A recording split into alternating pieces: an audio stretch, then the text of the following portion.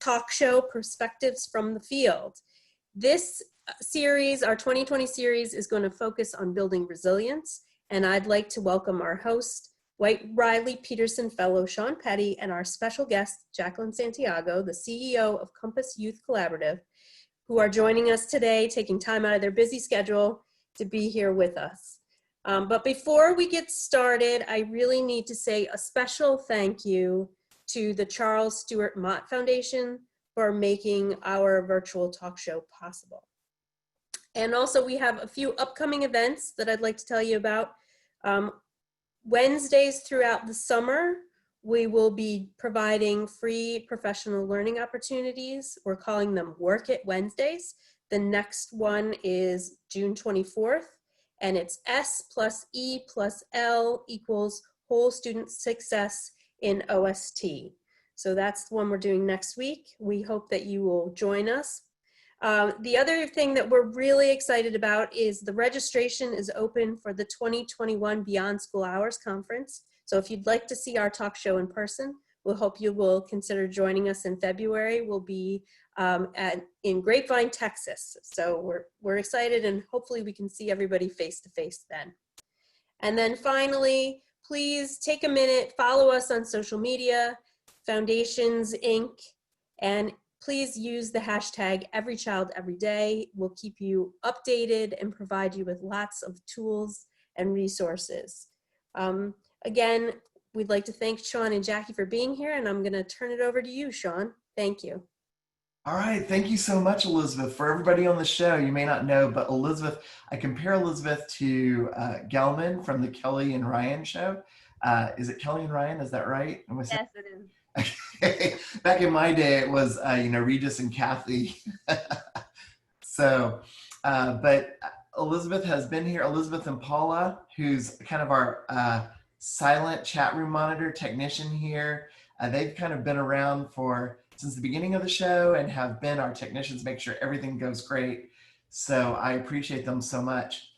So Jackie, as I was thinking about our show today, I was like, maybe we should have slides. And then I thought, are you crazy? We don't need slides. We just need each other. So I figure we're just going to be on video talking. Is that okay? That's perfect. Excellent. Well, how's the weather out there? Where are you at right now? We are in Hartford, Connecticut, and the weather is beautiful. The sun is shining, and it's about 87 degrees today. So I'm really happy about that. That's awesome. 87. Here in Texas, we're like up in the 90s already. So. Isn't that always? It's about Texas, but yeah, we seem to always be there. So that's kind of funny. And well, gosh, it is so funny. How many times have you been on the show? I believe this is my third time being on the show. It's only 3. It seems like it's been more, but for those who don't know, Jackie was on like our first show. Our first show.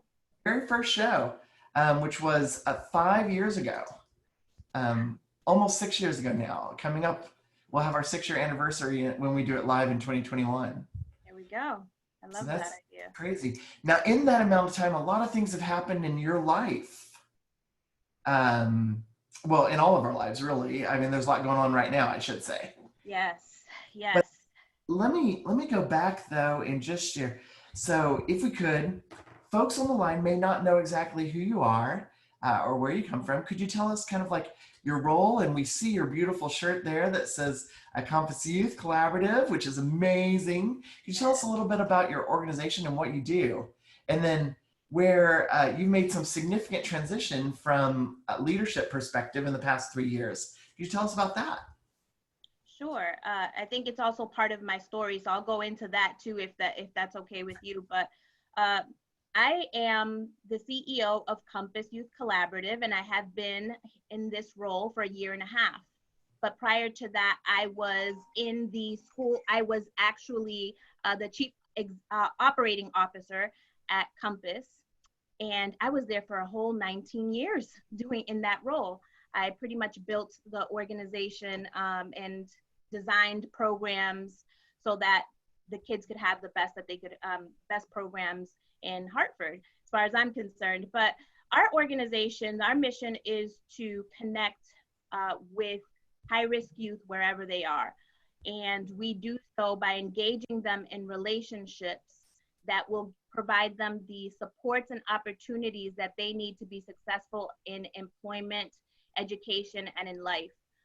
That program has evolved over time. We have actually started to focus our work even more because I know that people have this problem with high risk, but I'll get into that, you know, the term high risk. And I think the problem only comes in when we label the kids as high risk. Our kids are not high risk kids, they're not bad kids. They are in high risk environments filled with poverty and other things that they need as many supports as possible in order for them to be able to succeed and have an opportunity at success. And so we hire second chancers many times in order to make sure that these kids have role models in their lives that show them the ropes, that teach them. They're living, walking, breathing testimonies that say, I've lived and walked in the shoes that you've walked in, and there is hope for you. So we do provide after school programming. We also do respond to crises in the community. We do home visits. We are first responders also for the hospital. If there is an incident of violence between the ages of 13 to 18, we respond to the hospital as a support to the hospital and making sure that the hospital doesn't need to lock down and that we are providing a safe environment for the hospital, that we're being supports to the families. In addition, we are preventing retaliation in the community. So we, in addition to that, we also provide supports, coordinating supports during the school day, meaning that we coordinate resources. If kids need, if we do an assessment and determine that kids need eyeglasses, then we'll get a partner in to do eyeglasses. Or if they need physicals, then we bring someone in to do physicals. But the idea is that all of the kids are addressed as a whole, that we can't separate, you know, the emotional kid from the, you know, cognitive kid from the, you know, one with behavioral issues. It all works together for the good. And so we look at that whole child perspective. So now you said, so you've been doing this, you said, for 19 years? Yes. That's, first of all, that's amazing. I mean, who stays with a company like 19 years? A few people do, right? But you don't hear that anymore. Usually it's like everybody does that 7-year switch, I guess you could say. Right. It does feel like a new agency every few years, just because we've had to really take hard looks in the mirror and determine what the needs of our kids were and adapt and build the capacity for the agency to be able to deliver on those things. So it has been a long time, and as far as I'm concerned, it's just been exciting. And I love Compass because it provides me the opportunity not only to make a difference, but to change and pivot according to not what I need, but what the kids need and the community needs. And that's most important to me. I think, you know, you said something when you were talking about your organization and the different work that you do, how, you know, you really are kind of a wraparound program, a true community-based program, not just, you know, like an after-school program, or not just a nonprofit intermediary here, but a true wraparound. And you said, you know, you said you were a first responder sometimes, and to alleviate violence sometimes, and to make sure the hospital doesn't get locked down. Could you dig into that a little bit? How did you determine to go that route as an organization? I mean, that can be scary, right? It is extremely scary. And if you ask our insurance brokers, they'll tell you that we pay some of the highest premiums on that, because I'll tell you a little bit of a story, right? The city of Hartford knew that we had an issue with violence, and they put out a request for proposals asking for agencies that could be a part of the solution, and Compass applied. At the very beginning, can you imagine, as the mayor of a city, saying, hey, I need people to respond to violence, and those guys that just got out of prison or may have committed a felony 10 years ago, that will be working with you, you know, those are the ones we need in the community to grab a hold of these kids. The mayor actually embraced that, and he was looking to make sure that he protected us. And he initially said, we're not to utter a word to anyone about this unless it comes from my office, because people will not understand how second chancers could actually have an impact in the community that will benefit youth and community. And so they put out an RFP, and we applied, and we hired a team of people. And these team of people have that lived experience, and they go out into the community to really connect with the kids. And they're case managing and finding out what their needs are. But one of the greatest needs is violence. So we get calls at 2, 3 in the morning, and they get up out of their beds and they respond to the hospital. The partnership exists between the city of Hartford, our agency. We have other collaborating partners as well, but the hospitals are a part of this. And so we are a unit. The hospital, when they receive a gunshot victim or someone that is affected by a stabbing or a gunshot, they call our team. Our team shows up at the hospital. Our job is first to make sure that the families and the youth that congregate out there are able to grieve in a healthy manner if the person has passed, or show their anger in a way that is healthy. And so we're doing everything we can to be a support to the families and prevent retaliation in the community. So that's our role in that. But once they are released from the hospital, they become a part of our caseload. And it's our job to provide them with a mentor who will guide them and help them navigate all of the obstacles, enroll them in programming to de-escalate situations, their emotions, learn how to cope. We're even doing cognitive behavioral theory, where they're making sure that they stop and think before they behave, and referring them to mental health services when they need it. And with all of these supports in play, we are able to really decrease the number of violent incidences in the community. Up until a few years ago, we had a time period of not a single youth being shot between the ages of 13 to 18. When we started initially, it was about 38 per year. So it's been a huge decrease. We can't do it alone. I can't say that we're doing it alone. It does take a network of people working together in order to make this happen. Wow, there's so much to unpack there, because I got to talk about so much of it. First of all, we have some folks in the chat room giving some comments that, it's awesome what an impact that has. The fact that you're taking, individuals who have that second chance, and you're giving them that chance to make a difference in the community. But you said something that just really hit me. You said you help them show their anger in a way that is healthy. Is there such a thing? Absolutely. If any of us have ever screamed our heads off, when no one's looking, out of anger, that's a way. There's through music, a lot of our kids love music. And so they are consistently creating amazing, and you'll have to see them in action sometime, because they are amazing at what they create. But that's a way of getting anger out. Art is another fabulous way that we do it. Sometimes it's exercising, making sure we hit the trail. So there's a lot of our kids who are actually in a triathlon program. Don't ask me, I'm not a part of it. Not a runner, not a cyclist, definitely not a swimmer, but they do, and they conquer those fears and that anger in those ways. You do a lot of creative things. I have to, before I go into the next segment, I have to just bring this up, because full disclosure, Jackie is a friend of mine, and so I follow her Facebook feed, and she lives a very interesting life. And I understand you dressed up for Halloween. Yes, I did. I did. I was Gamora. You were, I couldn't tell the difference. You were on. I thought you were truly, is it Zoe? I forget the actress's name. Zoe Saldana. Yeah. Oh my gosh, that's Jackie. What are you doing? But so tell us a little bit about Halloween and what happened. So at our schools, we have an event that we call Trunk or Treat.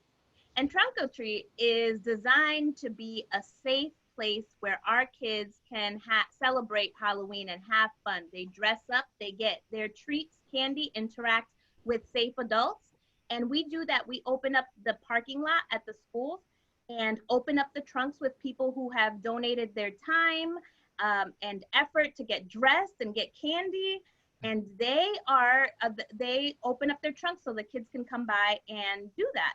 And it's so amazing because the kids do not have to be out in dangerous communities. They don't have to worry about unsafe candy or dangerous routes or, any of that. So our kids are able to be with the people that love and care about them. Not only Compass, we partner with the schools, and the teachers go all out. They dress up too, and the principals do.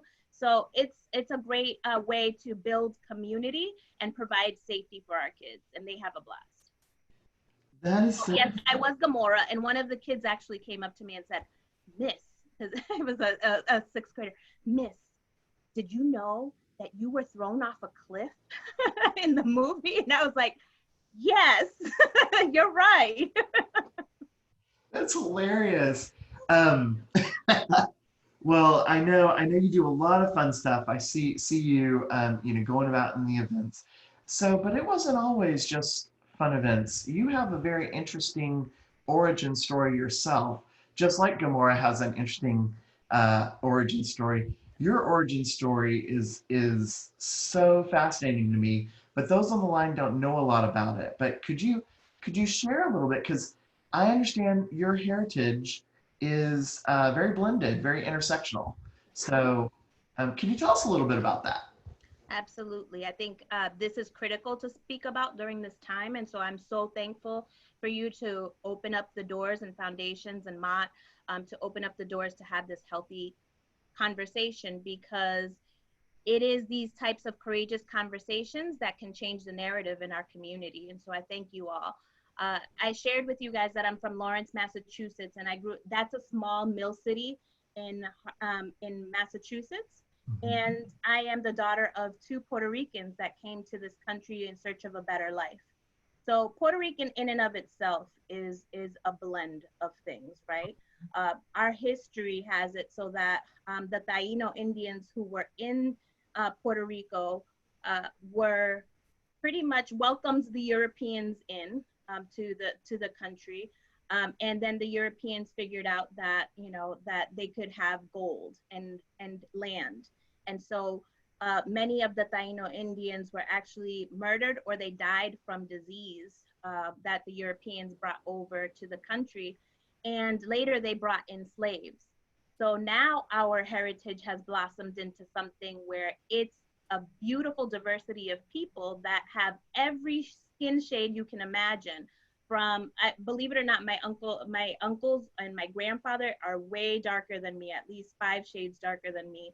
And I have a sister who's blonde with blue eyes. So we kind of span the spectrum, and it's because we are that blend of the Taino Indians, the European, which came from Spain and Portugal mostly, and some Italy. And then we also have African that in our ancestry. And for me, I'm mostly African in my heritage. I just did a DNA test. But I say all of that because I think it was really hard for my parents to come here in search for a better life. They actually came here, and my mom worked in a Nike factory as a seamstress, and my dad picked tobacco in the fields there. And they were doing everything they could to survive and tried to give me the best life that they knew how. And this wasn't always, possible for them because they struggled against so many systemic things. But my life changed one day in 6th grade. Actually, it was 5th grade, but I started in the school in 6th grade. Oh. I had two white people come in from the town next door, and I had no idea who they were. I thought I was in trouble because I had gone to the principal's office and my mom was there. And I was like, oh no, what did I do? I can't remember anything. I'm a good student at this point. I get straight A's. And they just came in to inform me that due to my grades, I had won a scholarship to go to a private school in the neighboring town of Andover, Massachusetts. It was 15 minutes and a world away when I tell you. And my mom, initially I said, my first question was the important one. Are my friends going, right? And when they said no, I told my mom, I'm not going then. And if you know a sassy Puerto Rican mother, she was like, oh, you're going. There's no doubt about it. And after we had conversations, she basically said to me, you don't understand the opportunity you have right now, but one day you will. And I'm happy to say that at this point in time, I understand it, and it is my duty to give back. But I went into that school in North Andover, Mass, and I'll never forget the day, that first day, because it was an experience, all of it, all on its own. I went 15 minutes in my dad's Chevy Chevette at the time. And I could easily see the difference that as I left Lawrence and went into Andover, how people were dressed in uniforms were all of a sudden now dressed in suits. How the difference in the cars, you know, all of a sudden I could hear my dad's broken muffler, like a like a group of motorcycles coming through that quiet town. I could see that the streets were clean. I could see that there were not as many people that looked like me or had my brown skin anymore. And I started seeing more blonde hair, blue eyes, light skin. And this was all an experience to me, nothing I had ever seen before. And then I arrive at the school and it doesn't look like an institution. It's kind of like a cozy set of buildings, you know, like with greenery around it, plants, flowers, all of these things. And I was like, okay, maybe this isn't so bad. I think I could possibly get along in this school. And then all of a sudden, I interact with the kids. And the kids were coming up to me and saying, you really talk funny. And at the time, it was because I had a much thicker accent, Spanish accent. And I'm sure there was a little urban in there too with the slang and stuff like that. And they started touching my hair. You know, your hair is way. Wait, they just touched your hair? Yeah, like, just touching my hair. Yep, just to touch my hair. They'd never seen anything like it. And then all of a sudden, I became so much more aware. I was aware because they brought it to my attention that I had a patch in my pants over the knee because my mom did that to preserve our clothes that we got, you know, that were already hand-me-downs. They came from churches or secondhand stores. And I remembered them pointing out a white, on the white shirt, I had a faint yellow stain on it, you know, that my mom had worked really hard to try to get as white as possible.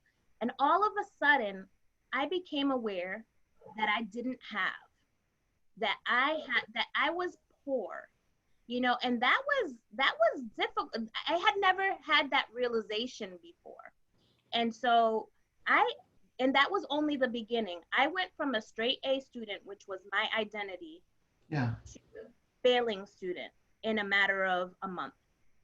And it wasn't because I didn't work hard. I worked endlessly, you know, with these teachers. I even started going to teachers' homes on the weekends to try to get extra help and support because I was so far behind.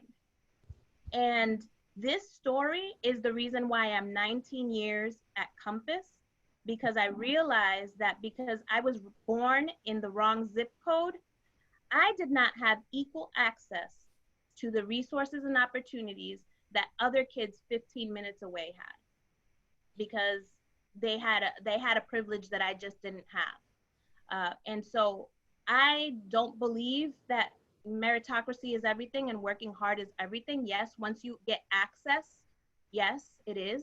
It is important, and it's important that you give it your all the time. But if you don't never have access to the same opportunities and equitable opportunities, then you'll never have it. And I became a believer that every youth, no matter what their background is, can flourish if they're given the same resources and opportunities to thrive. And I don't think that our country is set up that way for everyone. I was lucky. So. I love that you bring that up, because we hear that a lot, right? Like we hear a lot about, well, you know, pull yourself up by your bootstraps, whatever that means, you know, and we hear the harder you work, the better you'll do in society. And there's elements of truth in that. But if you hadn't have had this opportunity, let's just go back in time a little bit. If those two individuals had not shown up in in your school and said, hey, you have the scholarship. And let me point out though, that you had this opportunity, but you were like, I'm not going because my friends aren't there. And then when you did go, you had kids who were like, oh, there's a yellow stain on your shirt and you're wearing a patch. And you said you even noticed the muffler on your dad's car, which you didn't notice before, but you notice now. Yeah. So, and then going from, you know, a student, top of the class, to not doing quite that well and struggling, having to go in teachers' homes, you know, to learn more. Going from that, just 15 minutes away, grant you though, right? Right. But if that had never happened, if you hadn't had that opportunity, what do you think? Not necessarily for you, but you've seen a lot of students who are in the same, like they may not have been given that opportunity. What happens then? You know, do people actually, no matter how hard they work, do they break out of it? Do they not break out of it? Is it, we hear the term institutionalized racism is a word right now being put out there. We also hear about, you know, economic models that keep people in the same caste system, you could say. Yep. So Absolutely. is this true, or is this just people who are people writing books, making, you know, theories, or yeah, I mean, Absolutely. It's absolutely true. It's absolutely true. There are structures in our system that are not equitable. And I think when people think about the structures, they think, well, it's not true for everyone. And, you know, we find all these reasons why. And the reality is, and I'm going to call it, you know, I'm going to be very bold and name it. There is a structure that has been set up to address the needs of the dominant race, which is white in this country, or Europeans, right? And so we have set this up so that the path for them is much easier than it would be for other people. And so for me, I was lucky and had the opportunity. I have a best friend who wasn't that lucky. And I can tell you that her story is very different. She didn't go to a private school. She ended up, you know, being pregnant at 15 and ended up working really hard. She's doing really well now, and she has a job, but they have to go through many more obstacles to get there to success than what I had to face. There are social determinants that really impact our life, and when I name them, you'll see where the structural pieces lie, right? Well, you have your childhood experiences, right? ACEs, whether you've had trauma or not, right? Because if you have 5 or more traumatic instances or things in your lifetime, you are at a higher risk for developing even health risks and dying up to 15 to 20 years earlier than you should. There's housing, there's lack of quality housing all over impoverished neighborhoods. We work in Hartford, and it shouldn't be a secret that their violence is so high because we're facing poverty, and people are working so hard to try to survive. We have our education system is lacking. We're always trying to figure out what we can do to get more resources into our schools. And every year we're thinking about cutting resources to schools. How is this possible, right? And especially in cities where the need is so great. And then we have single family homes. We have, you know, access to healthcare is really difficult. And so if you think about physical environment, health behaviors, or health access to health, all of those are affected by structures, right? And 40%, 40% that are education, your job status, family support, income, all of those things determine how good of a life you have in the future. And 50% of that is traced back to your zip code. really? So, yes. So where you live actually matters. And so you have all of these disparities that cause increased anxieties, that cause financial hardships, that cause stress. And we talked about one of my past shows about the how stress can become toxic stress and could impact the way that your brain develops. Because your brain is constantly under this stress, it's not able to access the prefrontal cortex, which is responsible for problem solving, decision making, and judgment skills, right? So all of these things lead to, they just lead to devastation in the end. Yeah, and someone just wrote, redlining is destroying our thriving communities. Yes, also that. You know, people can't get access to loans, or when they do, they're charged ridiculous amounts of interest for the same rates that, you know, they're given lower rates to white Americans versus African Americans and Latinos. So there's a lot of things in our community that lead to the stress and the anxiety and the fear and the lack of equity that we see every day. It has nothing to do with how hard somebody works. I see a lot of people working hard every day, 2 and 3 jobs, and are there minimum wage jobs where they can barely afford to eat sometimes, based on these disparities.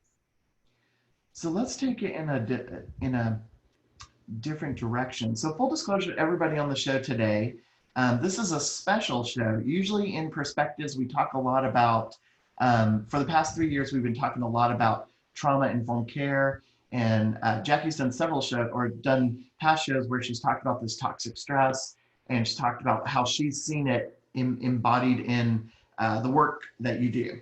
Right. But I'm gonna bring up some topics that we normally wouldn't, not because we're scared of them, but just because we want our audience to really focus on the positive nature of youth development. But this topic can't be avoided right now, and that is the idea or the concept of privilege, and specifically white privilege. So you're a CEO. You made it. I mean, you're a successful, powerful woman of color. You're in the top 100 in the nation of influential women of color. You're there. But even today, there are things that aren't so rosy, right? Absolutely. I'll start off with a story and then I'll get into that. So when I first started looking for a VP of operations to take over the role that I had, and I was becoming CEO, I had a well-meaning white man approach me and say to me, Jackie, you might want to reconsider your applicants. I noticed that you have a woman of color on the applicant list, and maybe you should stop and think about what impact that could have on your ability to get funding if you have 2 women of color in the lead at your agency. Seriously? And Said that? yes, and they were meaning well. They wanted me to have a fighting chance. And that's why I knew he meant well, and I knew he was right. I knew that by selecting a woman of color, that I would have to fight a battle that I would not have to fight as hard for if I had a white male in my position, in that position. And so I actually said, I am aware, and I thank you very much for bringing that to my attention. And it's a battle that I would love to take on. And we have faced it. We've seen it where people have given us a hard time on reports that normally would have been, when submitted by another, was easily accepted. When the same copy paste was given by 2 females of color, it was not accepted. There's been people who just had a change in priorities, and then we saw that wasn't really the case. And so we've seen it way too often. And so when we're talking about white privilege, I always start out by saying to people, it does not mean that you should hate being white. I love all of my fellow white people. And there's been some resources, I have love for you, Shawn. And you should love yourself. You know, there's nothing wrong with being white. You should love being white. And I'm asking that people consider that the white privilege that you have means that you have opportunities given to you, a society molded around your needs, not necessarily those of African Americans or Latinos or other people of color in this country. So you have not had to go to a store and wonder if and have people following you around, most likely for fear that you're going to steal something, or wonder whether or not you'd be a good CEO because there's no other examples of women of color in that role, so you assume that we're just not good for the role, right? Or maybe or even have the instances where people are judging you because they think you might not have the credit to buy a car, or that any other criminal activity. If you look at our history, even we have through the media begun to look at people of color as criminals, especially males as criminals, and they've been depicted that way in the media.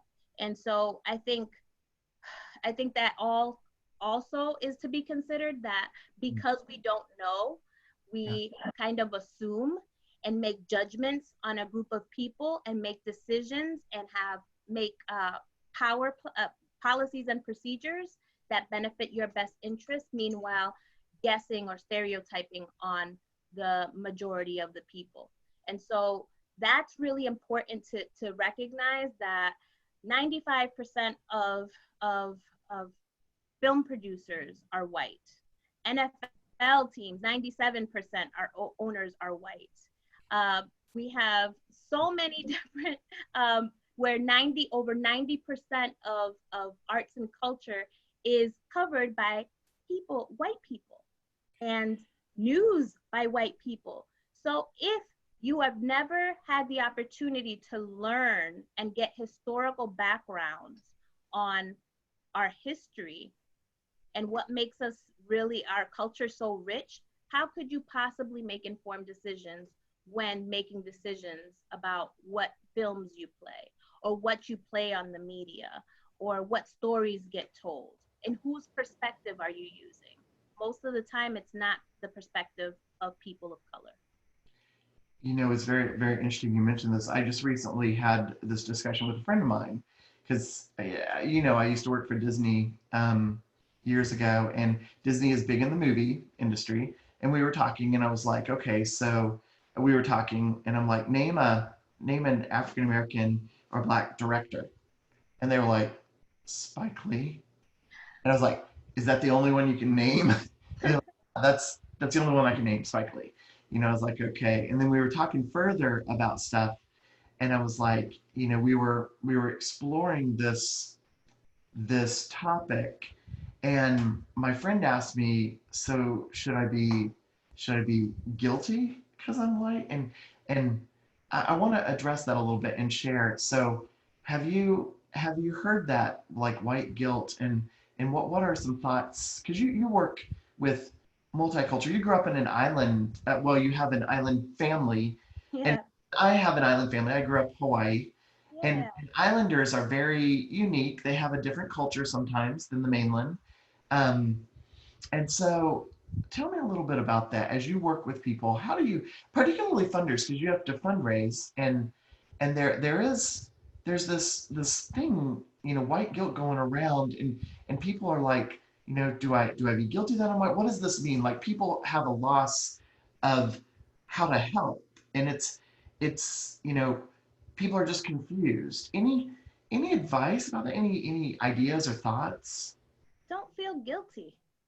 Start examining, having conversations, and figuring out what you can do about it, right? Because all of us were born into the system that goes way before us. The only thing that we can do is, yes, you have privilege, and you don't have to worry about some of the things that people have to worry about when they're people of color leaving their homes in the morning.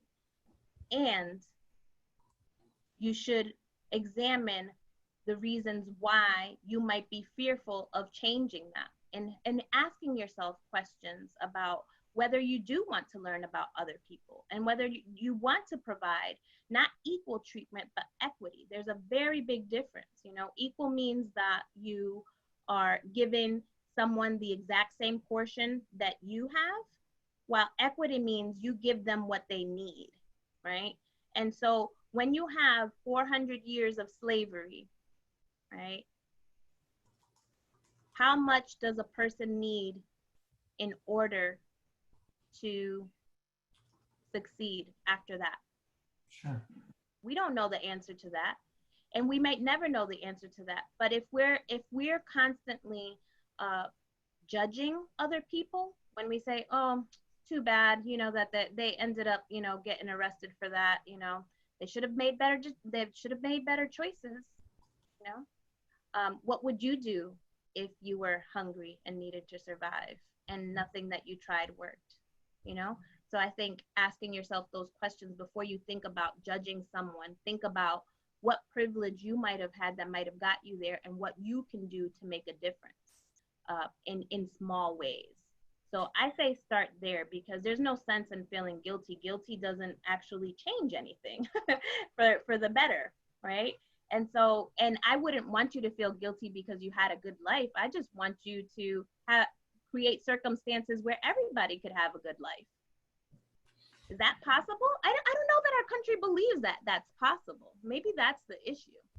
It's interesting you mentioned that, because I you know, so I've done a lot of examining over the years as I transitioned from corporate America into education, and I did my first teaching job in a district that was a Title I district and served a really kind of rough crowd in Houston. I found myself having to really check a lot of my thought process, and I thought I was fine because I grew up in Hawaii and we were fine in Hawaii. Everybody loves everybody, and you know, you're my cousin, and you're my auntie, you're my uncle, blah, blah. And then I learned so much. I discovered that in Hawaii, we say auntie and uncle for everything, but in the mainland, sometimes the words aunt and uncle were used because people didn't want to give Mr. and Mrs., give that authority to people of color. And I think this article was just printed by Aunt Jemima Syrup and Uncle Ben's Rice. They're changing their names because of this, you know, and this awareness is starting to come out. So it's really interesting. And I love what you said. Don't just feel guilty. Don't just sit around and be like, oh my gosh, this happened. Yep. Take action. And part of the action might be that you have to check your family and your friends too, when they are starting to have biased thoughts coming out of their mouths. I know that, for instance, it's happened even in my family, and they don't realize it. It's not because they're bad people. They just were taught this from such a young age. For instance, you know, with my hair, right? Yeah. The same kids that touched my hair, you know, I was very self-conscious of it because I had grown up always hearing from my family that I had pelo malo, which in Spanish means bad hair, right? Literally translates to bad hair. Okay. And so this whole time that we have these biases where people with coarse hair have bad hair. And my sister used to always joke, like, my hair is so soft and so this, and I can do this to but your hair is bad hair. And that's racist, and that's biased. And we still don't get it in a lot of ways. So I've had to raise my voice and educate people as well, and let them know that my hair is beautiful. You know, and I'm okay with it, whether it's in its natural state or whether I decide to style it however I want it. It's my hair and it's beautiful. I think we have to be making sure that even if it's your family, that you check them. I agree. Every time my kids talk about me losing my hair, I'm like, my hair is beautiful too. So. Good one. Hey, so let's take it not a different direction, but let's expand on this a little bit. And Casey Burton is in the audience, and Casey was on the show as well at one point. And brought up a really good point. So right now, a lot of these feelings are bubbling to the top for everybody. Yep. Like America is going through, I actually talked to a friend of mine who remembers as a child, remembers kind of some of the things that happened back in 1965 during the when civil rights unrest really became a highlight, and Dr. King was pushing for the war on poverty. Many people thought he was pushing, at first it was a civil rights, equal rights, but then Dr. King really moved into economics and said, we got to change these institutions. And that work got cut short when his life was ended. But my friend was like, what she remembers as a kid is what she's seeing happen today. People are angry and people are striking out. And a lot of it has a catalyst, and the catalyst is right now police brutality. So a couple of things that I want to ask you to talk about, because you deal in this world. You serve as the first responders to some areas. You've been working with law enforcement, helping many times. So Casey's question is, right now there's a portion of America that's calling for defunding the police, and that really is a call to look at change. How can we change our institutions to be better serving the people? Have you had anybody reach out to you and say, hey, would you be our community protection force or anything like that? And then what are your thoughts around what's happening? So I think as a system, there's a lot of work that needs to be done with our police, our police departments all over the country. So I want to start with that and then say that Hartford has done a really good job of creating a partnership with the police department, where one time they were looking to arrest kids that were on the street for simple things like loitering, or got arrested for cussing somebody out or something like that. Now they're calling us, the peace builders, to come in and intervene. And they do that more often than not. In July, we actually have a 4th of July event, and we partner intentionally because we are out there as ambassadors of peace, connecting with our kids, making sure that we're aware of any violent incidences that would happen, that we're on top of them before anything escalates at an event that could cost people lives. And it's an economic disaster for the cities as well that are dealing with this. So we do partner with them intentionally.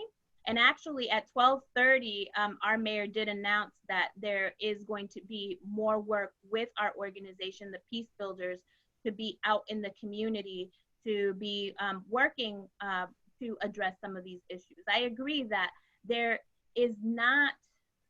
we don't give our police department all of the resources they need to be the answer to everything. If they're responding to a mental health crisis, then we should have mental health providers responding to that. If there is an incident where a youth is having a bad day, or they need some support from a mentor, then call us. If you need us to de-escalate a situation before it, over sneakers, before it turns into a murder, then yes, call us. And I think that more cities around the country should be looking at peace builders as an option, violence interrupters as an option, as a way to work and enrich the fabric of our cities, so that we are offering solutions rather than arresting people, or even worse, killing them. Thank you for bringing that up. I love, first of all, for those on the line, check out in the chat is the link to what Jackie is referencing, Peace Builders, in this program that Compass has created. That honestly I put could be a model for these, instead of arguing and fighting about this. So the call is to defund the police stations, or defund police. Instead of saying, oh, that's stupid, and just discounting it, why not open up a conversation? Let's say, okay, what's the root of this? And how can we solve this? And so the reality is that the police is not equipped with all of the skills that they need to address the variety of calls that they get. They get everything from, missing children to murders. And so there's a whole lot of space in between all of that where there could be other supports that can come in and assist them so that all the blame doesn't go back to them. Part of this is that, you know, this is our community and we have to figure out solutions for healing people rather than incarcerating people, because that doesn't actually help anybody. I love that. That's gonna be a soundbite. Healing people instead of incarcerating people, because that doesn't help anybody. It doesn't. People No. come out of prison with more mental health issues than they went in with. Sometimes they're being isolated and don't even know how to interact with people once they get out. There's so many different things that we have to address as a nation. I think, you know, if coronavirus did anything during this time, you know, a lot of people have been saying, oh, this was supposed to be the year of clear vision. Well, it is. Coronavirus really caused us to stop thinking about all of the frivolous things and going out to eat and partying. And now we're at home looking at the disparities and the inequities that exist in our country that we were keeping silent, that we were very quiet. It was our dirty little secret as a nation. And now all of that has been stripped away so that we can really see clearly what some of these issues are. And so when you're seeing the issues with police, it's because coronavirus, even despite coronavirus, the same number of Black people are getting killed today that were at the same time last year. Really? Yes, that's sad. And it points to a real problem within our system. And it's not just the fact that, you know, we have corrupt police departments. We have not put the resources where they count, and lives have been dispensable for too long. Why can't we put resources in place to help people heal and get better? You know, that's exactly what Tanisha has in the chat room.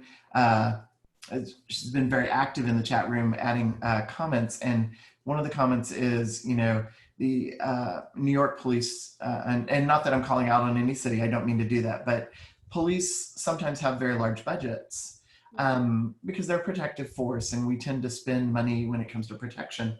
But what if they did reallocate a percentage of that to, you know, some community service programs and mental health awareness, trauma-informed care experts who could work with them and de-escalate situations before they get ramped up to the point of no return. So in my experience, there's only that money is one part of the solution. Like, yes, you can distribute money to other organizations to help, and then you have to work intentionally to integrate the system so that they're working in sync. What good does it do if you're working in separate silos? It doesn't work at all. And, you know, some of the work, not here in Hartford because we've worked really hard to do that, but in other places where they don't even have clear communication about who's on the street preventing violence before it becomes their problem.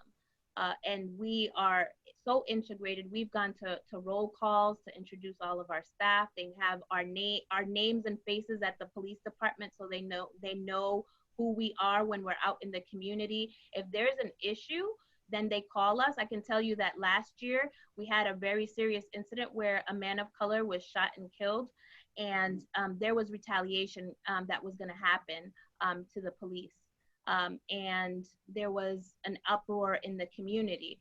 Rather than pointing fingers at who's to blame, we started having conversations with people in the community to create understanding.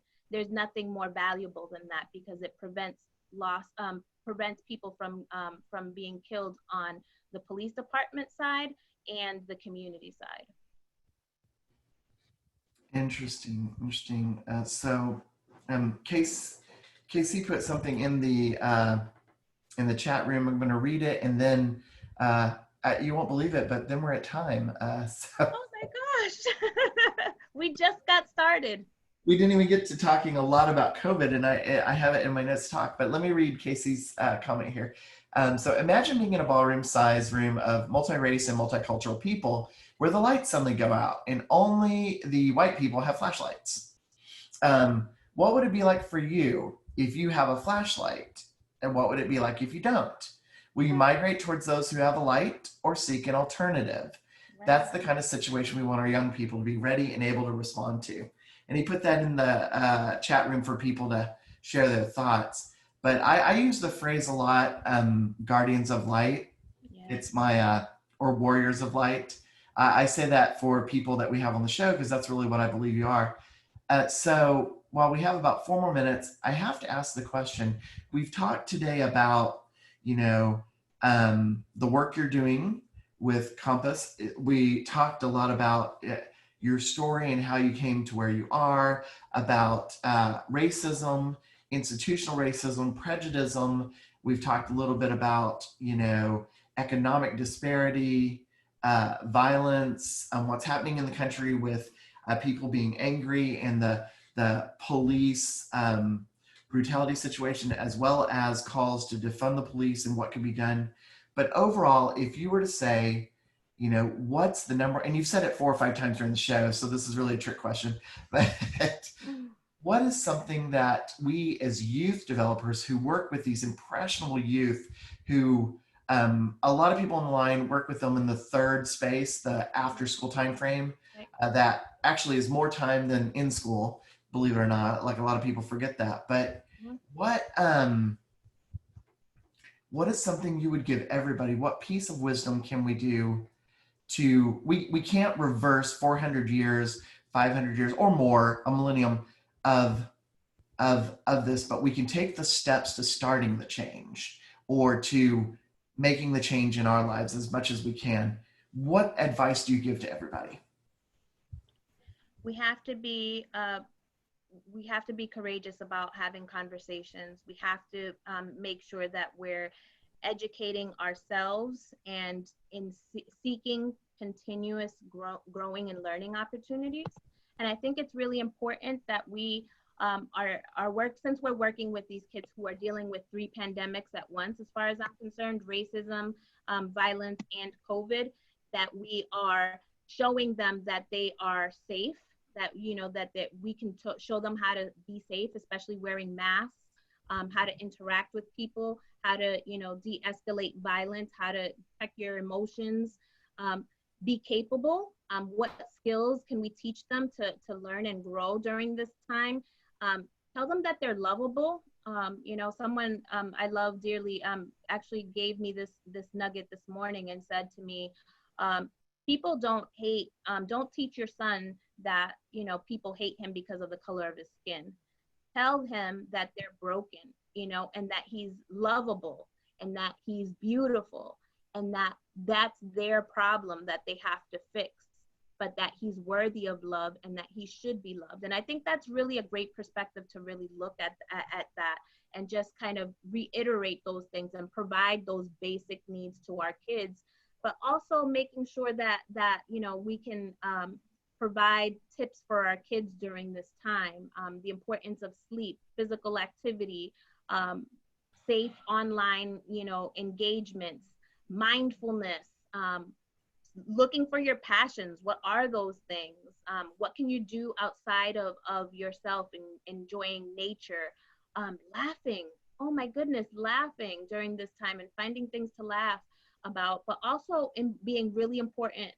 It's really important to seek mental health if you need it, mental health supports. Even if it's not a clinician, it should be someone that you can lean on and talk to, because I think it's so important for them to be able to vocalize at this time. And I'm so proud of our kids during this time. They're knocking down walls like there's no tomorrow because they want a better future, and they're my hope for the future. So I just want to leave it with that. And I think that we have a job to do in holding their hands and building that future. Thank you. Words of wisdom that we can live on. I'll leave. We're at time. I just want to take 2 more minutes if I can. I'll tell you my own little daughter's story. She's 10 now. Her name is Sierra.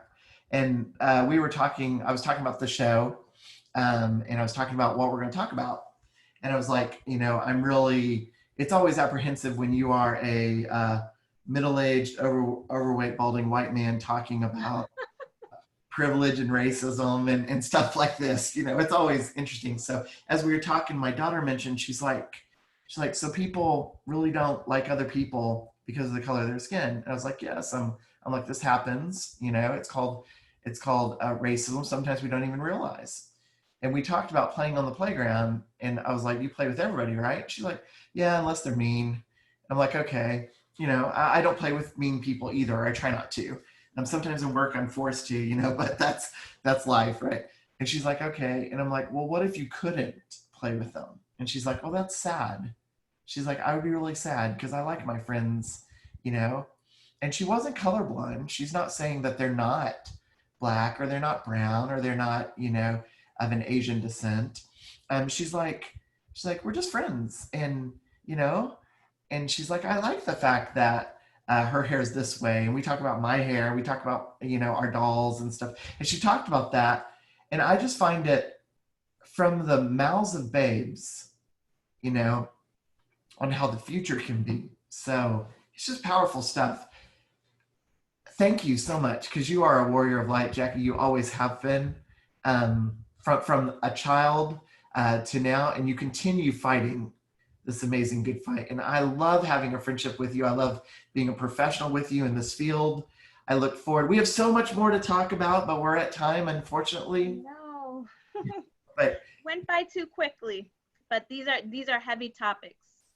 they are, and I really do. I think the number one thing, one of the things that we can start to do is to, you know, bring awareness and start to talk about it and get people on all sides of all walks of life, no matter what, to start talking about uncomfortable things, Right. And doing it in a way that we can walk away and still be friends. And so thank you for the work you're doing. You're amazing. Thank you. Thank you for all the work that you're doing. Thank you, Foundations, Mox. Like, this can't be possible without you. So thank you all for engaging in the courageous conversation. So I'll leave everybody as we end. We're 3 minutes over before I turn the time back over to Elizabeth. If you ever decide to come back out to Beyond the School Hours Conference with us, which is coming up, and the registration is out there, and we have our live talk show there. If you ever see Jackie at there, make sure she goes to a dueling piano bar with her, because this lady can dance, let me tell you. So anyway, Jackie, it's been a pleasure. Thank you so much. Thank you. Thank you. Thank you. Thank you both so much. This was an incredible, courageous conversation, and we are just really lucky that you have taken the time out of your schedule to be here with us again today. So thank you, Jacquelyn. Thank you, Shawn. Thank you, everyone who attended. We hope you'll join us again. There will be 2 more virtual talk shows before our Beyond School Hours conference where you can see us live. Jackie will be there. She's going to be one of our panelists this year. Paula has put the link to registration in the chat box. And also, if you need a certificate of completion today, please follow the link. So again, thank you so much, everybody. Thanks for joining us. Thank you. Hope to see you again next time. Bye-bye. Thanks. See you, Jackie. See ya.